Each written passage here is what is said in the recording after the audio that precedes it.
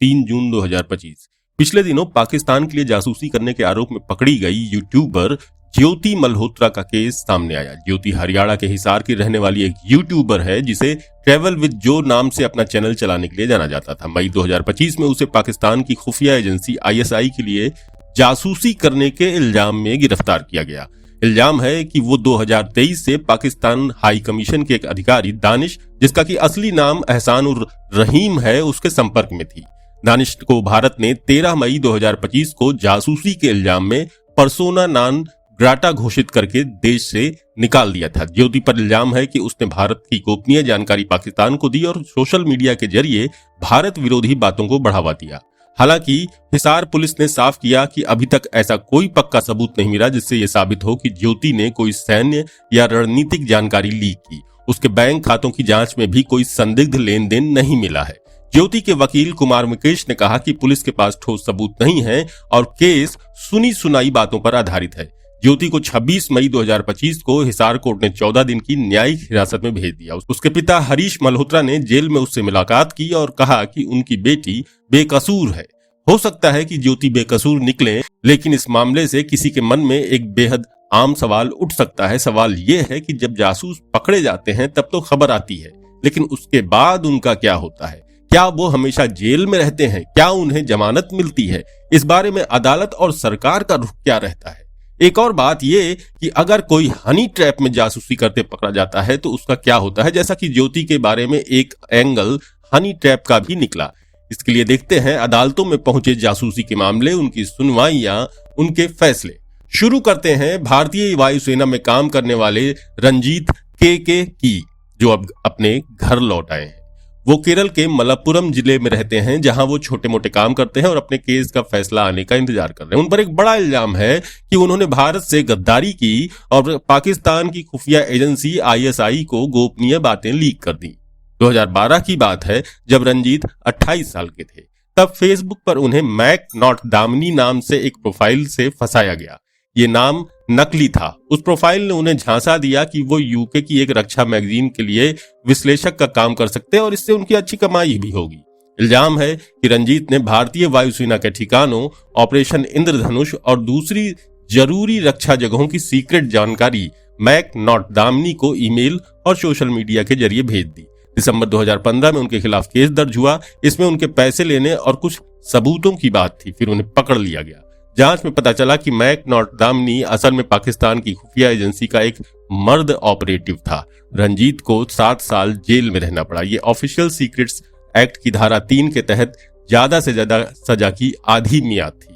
दिसंबर 2023 में उन्हें जमानत मिली। कोर्ट ने तब कहा कि कानूनी कार्रवाई में बहुत देर हो रही है। कोर्ट ने बताया कि 2016 में चार्जशीट डाल दी गई थी, लेकिन केस दिसंबर 2017 में शुरू हुआ और इल्जाम तय करने में 3 साल और लग गए। कोर्ट ने इस देरी को साफ तौर पर गलत बताया। 10 साल बाद भी ये केस अभी सिर्फ गवाहों की बात सुनने के स्टेज पर है। ऐसा सिर्फ रंजीत का केस नहीं है। सरकारी रिकॉर्ड में देखें तो ऐसे कई मामले हैं। कुछ मामलों में लोगों को बरी कर दिया जाता है, कुछ में सजा कम हो जाती है, और ये सब मीडिया के हंगामे से बिल्कुल उलट है। ऑफिशियल सीक्रेट्स एक्ट यानी OSA के केस अक्सर मीडिया में बहुत सुर्खियां बटोरते हैं, खासकर जब भारत पाकिस्तान में तनाव होता है। सोशल मीडिया इन्फ्लुएंसर ज्योति मल्होत्रा और मजदूर पालक शेर मसीह, सूरज मसीह जैसे लोगों पर जासूसी का इल्जाम लगाकर OSA के तहत केस दर्ज किए गए हैं। पुलिस ने भारतीय न्याय संहिता यानी BNS की कुछ धाराओं के तहत भी कई केस दर्ज किए हैं। ये धाराएं भारत की एकता और आजादी को खतरे में डालने और पाकिस्तान उच्चायोग के उन लोगों से संपर्क रखने से जुड़ी हैं जिन्हें भारत ने पर्सोना नॉन ग्राटा यानी अवांछित घोषित किया था। एक सीनियर पुलिस ऑफिसर के मुताबिक OSA के केस में जहां पक्के सबूत नहीं होते, वहां केस अक्सर हालात और छोटे मोटे सबूतों पर टिके होते हैं। उस अफसर ने बताया कि अगर आरोपी के पास से ऐसा कोई कागज मिले जिस पर गोपनीय लिखा हो या जिसे एक्सपर्ट गोपनीय बताएं तो वो उस हालत से बेहतर होता है जहां कोई सीधा सबूत ना हो। उन्होंने आगे बताया कि कोर्ट में ये साबित करना होता है कि जो कागज या सबूत मिले हैं वो सच में गोपनीय है और दुश्मन देश को फायदा पहुंचा सकते थे। अफसर ने यह भी बताया कि ऐसे केस सालों चलते हैं, आरोपी को जमानत मिल जाती है और जांच करने वाले अफसर बदलते रहते हैं। 1990 के दशक से अब तक OSA के कुछ बड़े चर्चित केस हैं, जैसे नंबी नारायण का केस जिसे फर्जी इसरो जासूसी केस भी कहते हैं, और 2006 का naval war room leak case. पिछले साल सीबीआई ने 2 रिटायर्ड पुलिस डीजी और 3 दूसरे रिटायर्ड पुलिस अफसरों के खिलाफ चार्जशीट डाली थी। उन पर इल्जाम था कि उन्होंने नंबी नारायण को झूठे केस में फंसाया। जांच में उनके खिलाफ कोई सबूत नहीं मिला और सुप्रीम कोर्ट ने उन्हें मुआवजा देकर बरी कर दिया। 2006 का नेवल वॉर रूम केस नौसेना के वॉर रूम से गोपनीय जानकारी लीक करने से जुड़ा था। रिटायर्ड कैप्टन सलाम सिंह राठौर को ओएसए के तहत 7 साल की सजा हुई, जबकि दूसरा आरोपी कमांडर रिटायर्ड जर्नैल सिंह काल्ला बरी हो गया। माना जाता है कि mastermind retired lieutenant Ravi Shankaran अभी यूके में है। बाकी बर्खास्त नौसेना अफसर अभी भी केस लड़ रहे हैं। ओएसए के पुराने केस और आंकड़ों को देखकर ये समझने की कोशिश की गई है कि ऐसे मामलों में क्या मुश्किलें आती हैं और क्या कानून में कमियां हैं जो इन्हें कमजोर बनाती हैं। जब मीडिया का शोर थम जाता है तो जो बचता है वो है एक लंबी और थकाने वाली कानूनी प्रक्रिया। इसमें सबूत पेश करने होते हैं और कोर्ट में सारी बातें साबित करनी होती हैं। ऐसे केस सालों तक चलते हैं। आरोपी को आखिरकार जमानत मिल जाती है, जांच अफसर का तबादला हो जाता है या फिर वो बदल दिया जाता है और लोगों का भी इंटरेस्ट धीरे धीरे खत्म हो जाता है। मिसाल के तौर पर 1999 का एक केस लें जिसमें 2 रिटायर्ड डिफेंस कर्मी थे। 2010 में दिल्ली की एक कोर्ट ने उनमें से एक को बरी कर दिया क्योंकि जासूसी और साजिश के इल्जाम साबित नहीं हो सके, लेकिन दूसरे को गुप्त जानकारी लेने और उसे दुश्मन देश को फायदा पहुंचाने या भारत की एकता सुरक्षा को नुकसान पहुंचाने के इल्जाम में दोषी पाया गया। कोर्ट ने यह फैसला टेलीफोन डायरेक्टरी मिलने की बुनियाद पर दिया। उसने 3 साल की सजा काटी। एक और केस है 2002 का। प्रदीप कुमार नाम के एक बेरोजगार लॉ ग्रेजुएट पर जासूसी का इल्जाम लगा। उस पर ऑफिशियल सीक्रेट्स एक्ट और देशद्रोह और साजिश जैसे बड़े इल्जाम थे जिनमें 14 साल तक की सजा हो सकती थी।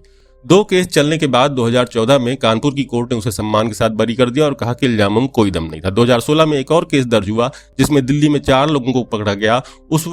उनमें एक उस वक्त के समाजवादी पार्टी के सांसद का पर्सनल असिस्टेंट भी था। 2 साल बाद उस असिस्टेंट को बरी कर दिया गया, लेकिन बाकी 3 लोग जमानत पर हैं और उनका केस अभी भी सबूतों की स्टेज पर अटका है। एनसीआरबी के आंकड़े बताते हैं कि ऑफिशियल सीक्रेट्स एक्ट के केस में देरी और लंबित मामलों की दर बहुत ज्यादा है। एनसीआरबी की 2023 की रिपोर्ट कहती है कि 2022 में ऑफिशियल सीक्रेट्स एक्ट के तहत जो केस दर्ज हुए उनमें 98.5% कोर्ट में पेंडिंग थे। उसी साल 55 ओएसए केस दर्ज हुए। न तो किसी को सजा हुई न दोष सिद्ध हुआ। एक को इल्जाम से मुक्त किया गया और 2 को बरी कर दिया गया, यानी सजा की दर 0 रही। 2021 में 55 ओएसए केस दर्ज हुए, एक में सजा हुई, 2 को बरी किया गया। उस साल सजा की दर 33.3% थी और पेंडिंग केसों की दर 97.4% थी। 2020 में 39 ओएसए केस दर्ज हुए, एक को सजा हुई, एक को बरी किया गया। सजा की दर 50% थी, लेकिन 98.3% केस पेंडिंग थे। 2019 में भी ऐसा हुआ था। 39 केस दर्ज हुए, एक को बरी किया गया, लेकिन किसी को सजा नहीं हुई और पेंडिंग दर रही 98.9%। 2018 में 40 ओएसए केस दर्ज हुए, 3 को सजा हुई, एक को बरी किया गया, यानी सजा की दर सबसे ज्यादा 75%, लेकिन फिर भी 94.7% केस कोर्ट में पेंडिंग थे। आंकड़ों से साफ दिखता है केस बहुत ही लंबे समय तक लटके रहते हैं और सजा की दर बहुत कम है। इससे बड़े सवाल खड़े होते हैं।